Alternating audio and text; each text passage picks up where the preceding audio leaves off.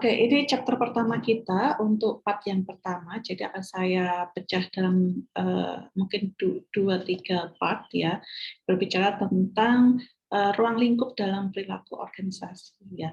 Jadi ini adalah chapter yang pertama, kita berbicara secara umum ya, apa itu perilaku organisasi, kemudian apa saja yang akan terlibat di dalamnya, faktor-faktor apa saja yang akan timbul dan yang masing-masing akan memiliki konsekuensi atau kecenderungan yang berbeda-beda. Nah, sebelum kita berbicara tentang perilaku organisasi ya, sekarang kita akan mengetahui, kita akan diskusi tentang apa itu organisasi.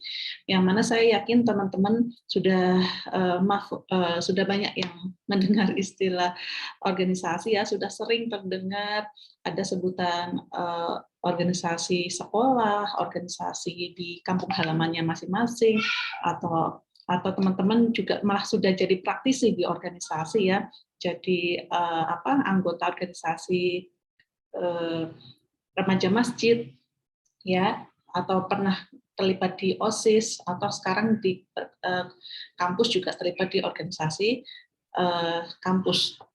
Nah, apa itu organisasi? Ya, jadi organisasi itu adalah sebuah sistem sosial yang terstruktur, terdiri baik itu ada individunya pastinya, ya, tidak hanya ada satu, bisa lebih dari 2 orang ya, yang kemudian dari masing-masing banyaknya individu yang terlibat kemudian akan membentuk kelompok-kelompok tertentu yang masih dalam satu organisasi yang mana mereka akan bekerja sama untuk mencapai suatu tujuan yang telah disepakati.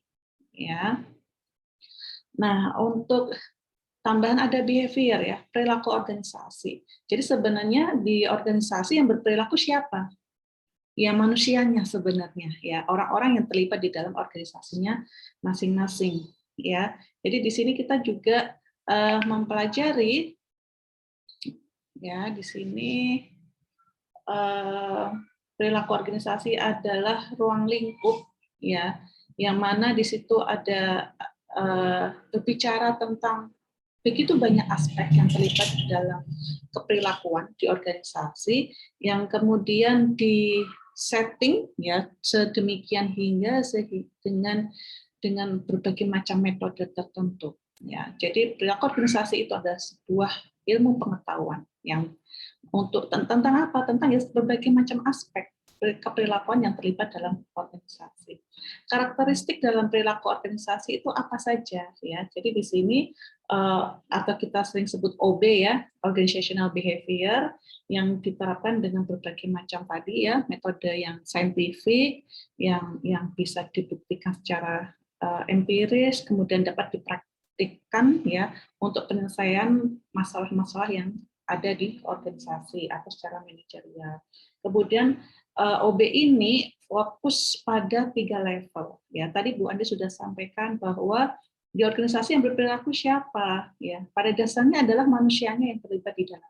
Ya, jadi di sini ada 3 level, mulai dari level individu, kemudian dari individu-individu lalu meningkat menjadi level kelompok, ya, kemudian kelompok-kelompok yang terlibat di dalam organisasi lalu akan membentuk menjadi satu kesatuan perilaku dalam sebuah organisasi ya.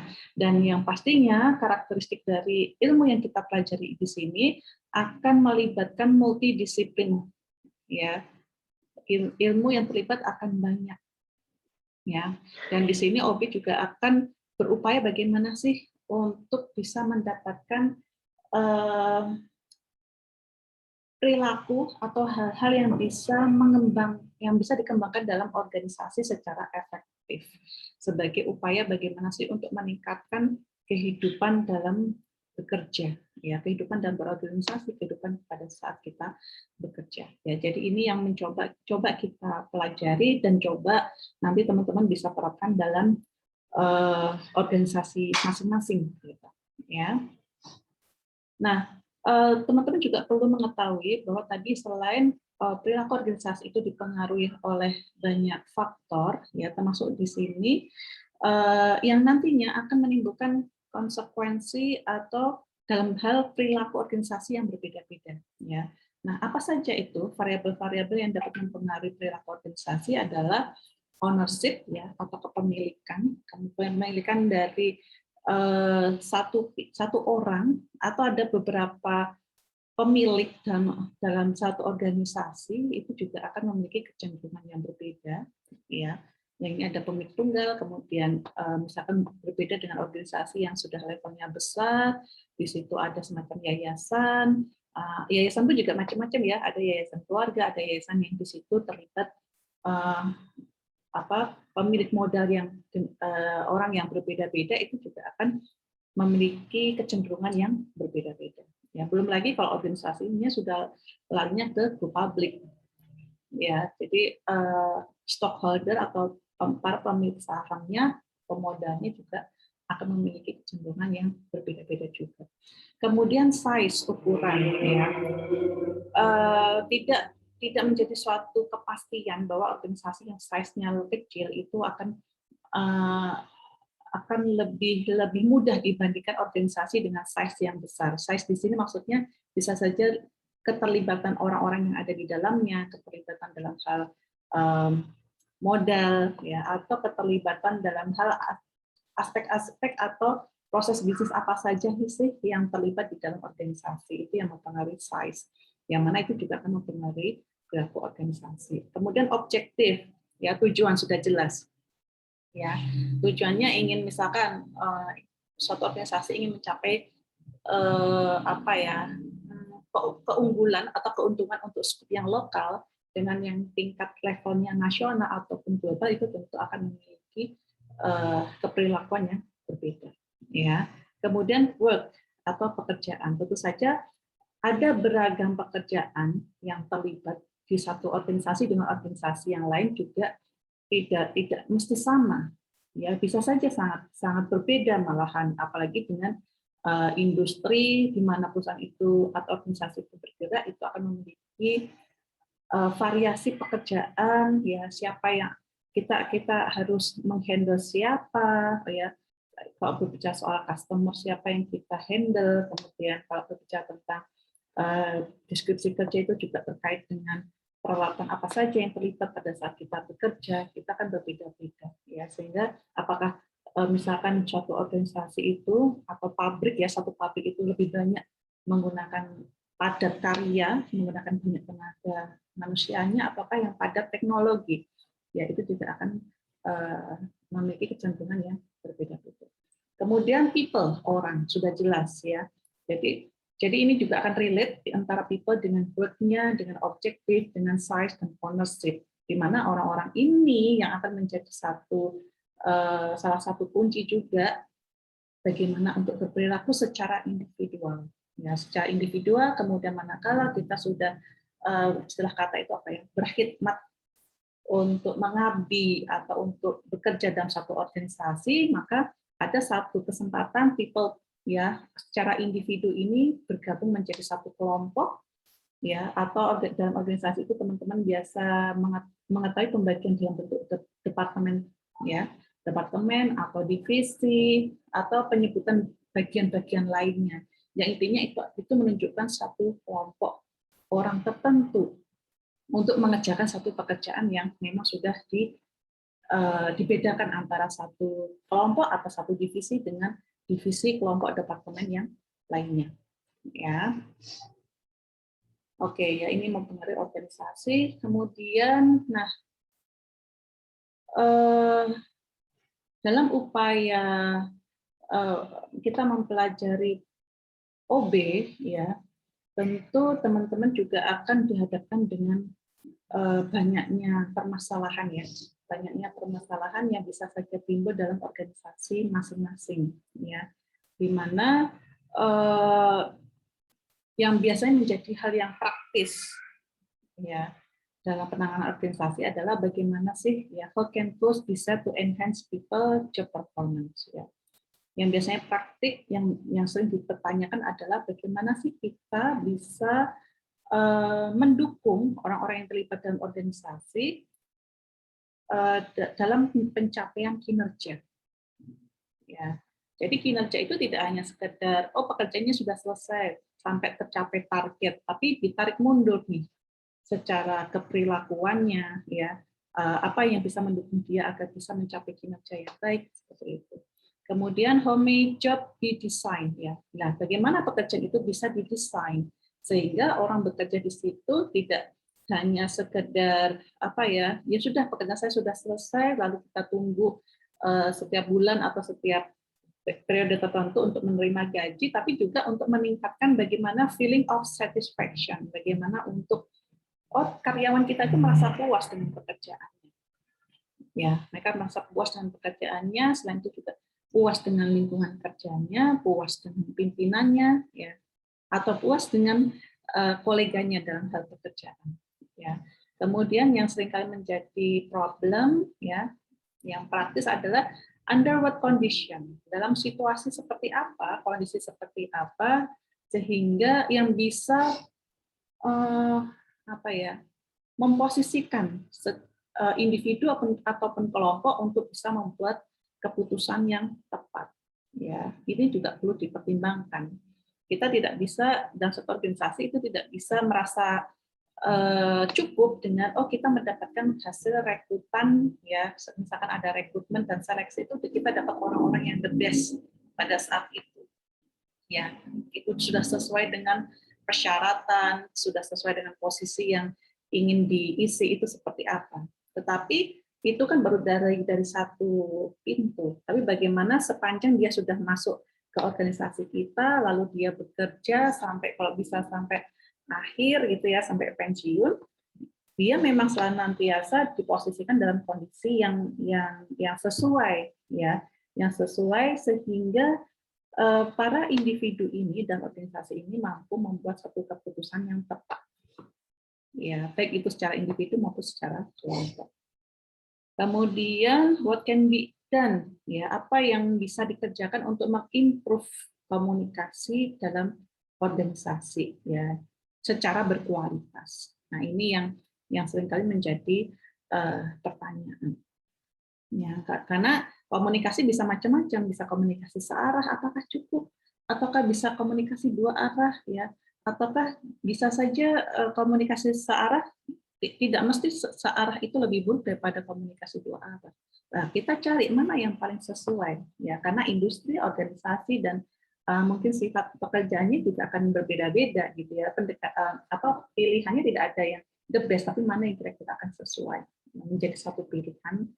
Ya, kemudian what step can be taken, ya, to alleviate work-related stress. Nah, dalam organisasi, ya, manajerial itu pun juga akan seringkali individu-individu yang terlibat dalam organisasi ini pada saat dia bekerja itu sering, ya, ada kecenderungan untuk terpapar dengan stres, ya, walaupun stresnya itu dengan level yang berbeda-beda dari level yang paling rendah maupun sampai yang paling tinggi pun itu toh sebenarnya itu namanya tetap aja adanya tekanan. Ya. Lalu bagaimana untuk bisa meminimalisir ya adanya stres-stres yang mungkin saja timbul. Ya, mungkin kita ya seperti kita bekerja ini merasa saya nggak merasa stres dan seterusnya perasaannya. Tapi siapa yang tahu kalau misalkan kita dalam kondisi pandemi sekarang ini yang mana kemudian kita harus dalam jaringan masing-masing menghadap laptopnya masing-masing, kita masa enjoy aja rasanya. Tapi secara badan, ya badan itu kan juga kaget gitu ya, harus butuh adaptasi dan seterusnya. Kemudian ada sisi-sisi, waduh saya harus biasanya cukup ngajarnya pakai papan tulis, sekarang harus pakai laptop misalkan. Itu ya. Jadi tingkatan tekanan yang ada itu bisa berbeda-beda. Yang mana itu nantinya juga akan berpengaruh pada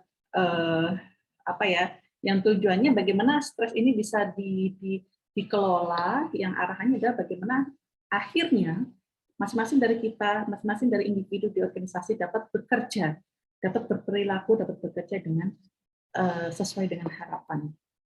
Ya, kemudian how can leaders, ya, bagaimana para pemimpin enhance the effectiveness of their teams. Jadi bagaimana para pemimpin ini entah secara personal atau secara sistem dia mampu mendukung adanya efektivitas dalam bekerja secara tidak hanya secara individu tapi juga secara tim.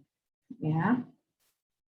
Nah ini ya teman-teman level of analysis Ya, jadi di perilaku organisasi yang kita pelajari, yang kita analisis ada di 3 level ini. Ya, mulai dari secara individu, ya, sikap kerjanya seperti apa, proses dalam diri individual itu seperti apa. Ya, kemudian ada satu chance ya atau satu kesempatan kita bekerja tidak hanya secara individu tapi juga secara berkelompok. Ya, maka level kedua adalah proses dalam grup atau dalam kelompok.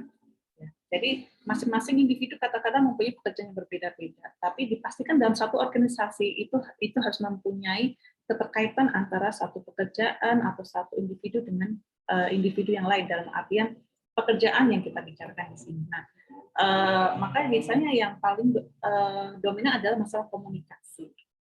Karena individu yang dituntut untuk dapat berkomunikasi tidak hanya antar individu dalam satu kelompok, tapi bisa juga individu antar kelompok atau antar departemen, antar divisi tadi.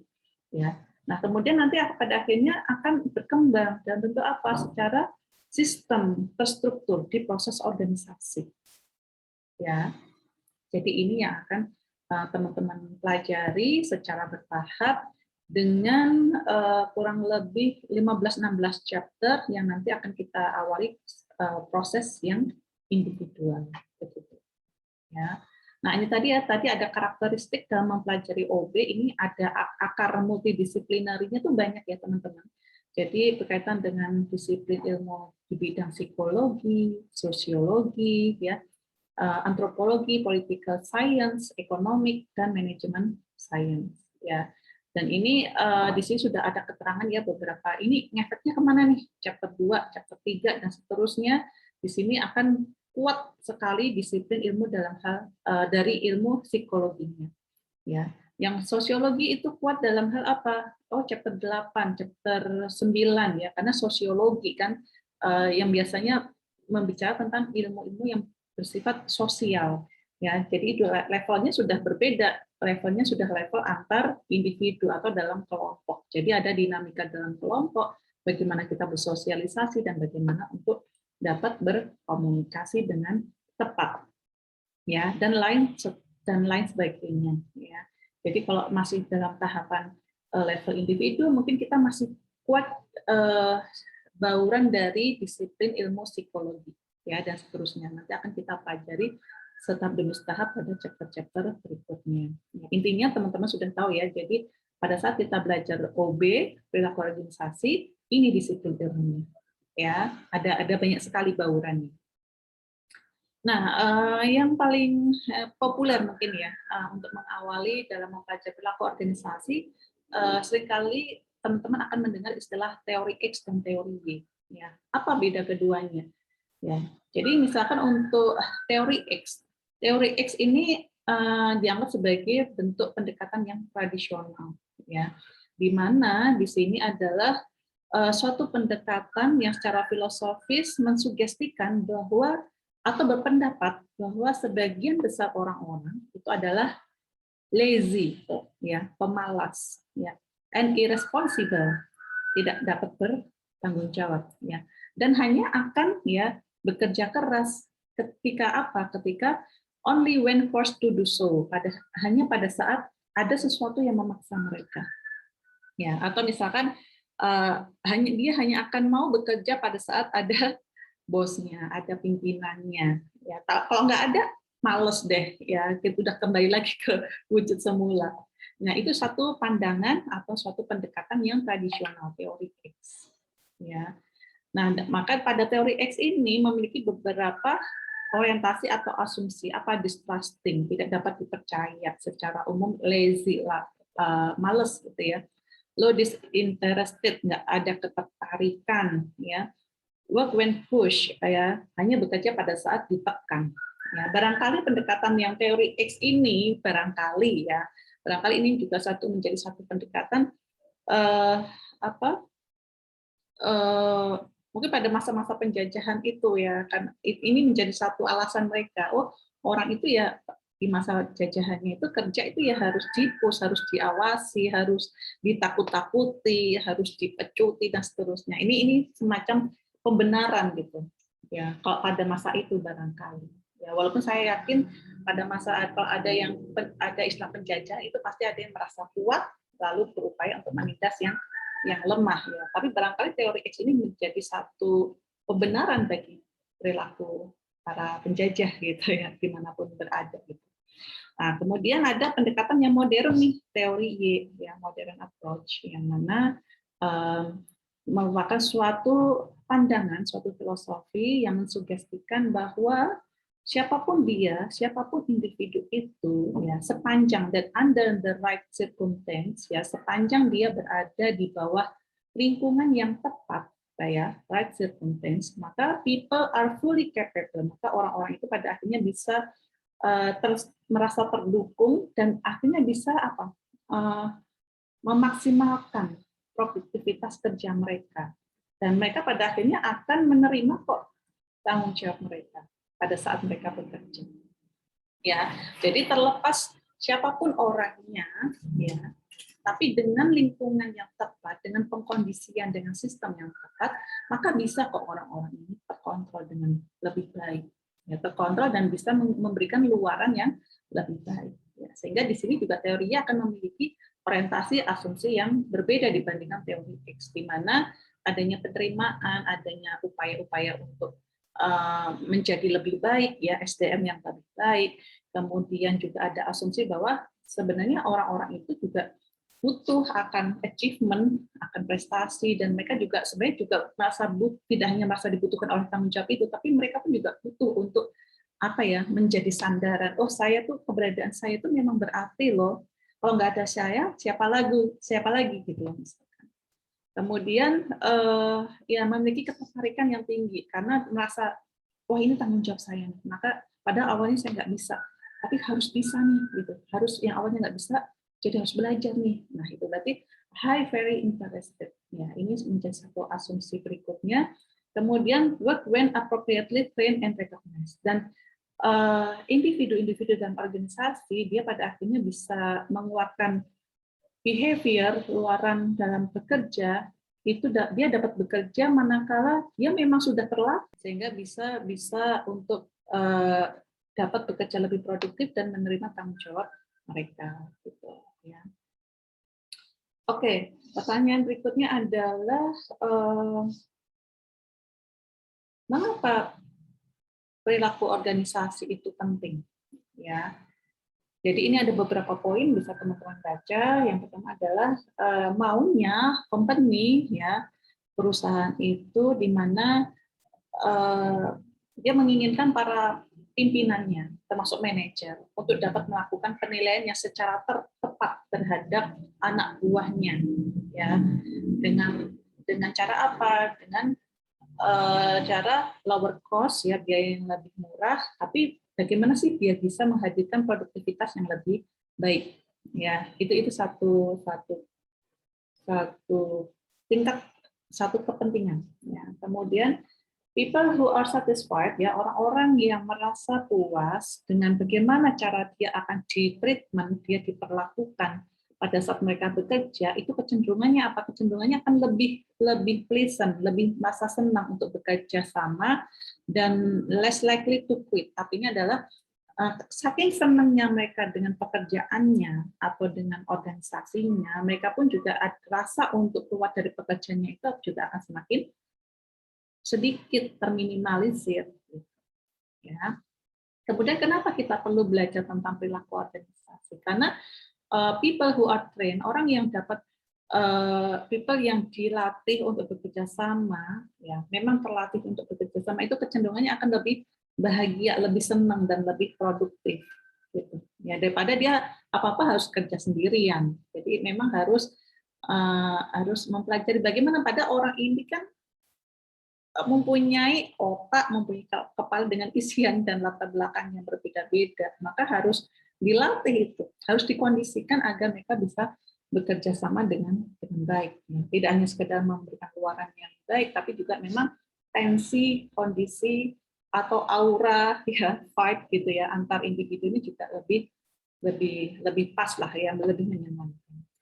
Kemudian ini ya satu keyakinan bahwa para karyawan yang yakin bahwa mereka diperlakukan secara unfairly, secara tidak adil, mereka kecenderungannya apa? Kecenderungannya akan membalas ketidakadilan itu dengan cara to steal, mencuri, dan reject, ya, menolak kebijakan yang ada dalam organisasi. Nah, ini ibarat kalau organisasi itu kayak ikan gitu ya, dia bagaikan duri dalam ikan. Gitu. Jadi maunya makannya ikan, tapi nggak sadar kalau di situ ada duri, keselak gitu ya. Itu, ya, ibarat itu. Kemudian people who are mistreated, ya, yang diperlakukan secara salah oleh supervisor, kecenderungannya apa? Dia akan mendapatkan sakit secara mental dan fisik, ya. Teman-teman kan juga tahu ya, ada isu yang terbaru itu di sebuah organisasi yang bonafit ya di negara ini, itu ternyata selama mungkin hampir 10 tahun itu mengalami bullying, ya, diperlakukan secara tidak manusiawi, ya. Nah, yang mana hal itu bisa mengancam apa? Mengancam dignity, martabat, rasa hormatnya menjadi terkikis, ya. Jadi ada sangat miris sekali. Jadi semoga bukan kita tidak akan mengalami lingkungan kerja yang seperti itu, yang dilecehkan. Ini sama-sama cowok dengan cowok kok, yang satunya menelanjangi yang satunya, lalu apa ya, dilecehkan gitu secara seksual gitu. Sehingga apa, secara kemartabatan tadi, dignity, rasa hormat, bahkan sampai secara mental itu jadi terganggu gitu ya. Tidur nggak nyenyak, suka kadang bisa teriak-teriak, berhalusinasi, itu nauzubillah, ya. Jadi perilaku, dan itu apa? Itu timbul karena adanya perilaku para individu-individu, ya, di level individu, ya. Kemudian apa, di situ juga ada secara kelompok. Memang ada grup tertentu yang berlaku yang aneh-aneh gitu. Terkadang mungkin itu sifat atau levelnya itu minoritas, tapi seringkali minoritas yang aneh-aneh itu kecenderungannya meracuni gitu. Maka benar ada istilah karena setitik nila rusak susu sebelah. Nah, itu mungkin benar adanya seperti itu. Ya, yang awalnya susunya putih, setetes cairan berwarna ungu sedikit aja, itu nggak jadi warnanya putih kan. Ya, kemudian kenapa ini menjadi satu penting, ya, karena di sini organisasi yang bisa memberikan apa ya, benefit, ya, tunjangan, keuntungan yang baik bagi para karyawannya, lalu bisa memberikan kondisi yang bersahabat, itu dianggap lebih menguntungkan daripada tidak ada sama sekali, ya, daripada tidak memiliki orientasi kemanusiaan sama sekali gitu. Yang penting kerja, yang penting dapat target gitu. Apakah itu yang akan menjadi satu pilihan? Ya, nah, tentu dari beberapa poin-poin ini yang akan menunjukkan bahwa memang bagaimana organisasi atau dalam hal ini adalah para praktisi, para pembuat kebijakan itu perlu untuk mempelajari kecenderungan-kecenderungan, ya, tidak hanya secara individual tapi juga secara organisasi, yang mana itu bisa diambil menjadi suatu kebijakan gitu ya, kebijakan itu suatu aturan yang misalkan tadi contohnya masalah bagaimana untuk perilaku terhadap rekan kolega, maka bisa dibuat semacam aturan etika kerja, etika dalam organisasi. Kemudian misalkan ada kasus tentang ini poin ketiga, orang-orang yang bagaimana dia dilatih untuk bisa bekerja sama, ya. Karena apa, kita juga sadari bahwa masing-masing individu ini kan ya memang dari individu masing-masing. Ada kalanya kita mungkin ada satu sisi kita itu agak sulit untuk bekerja sama dengan orang lain. Nah, itu dicari tahu kenapa. Ya, lalu bagaimana untuk mengantisipasinya? Maka perlu untuk belajar tentang perilaku keorganisasian dan seterusnya. Oke, ini kita baru di part 1, kita lanjut di part 2 ya.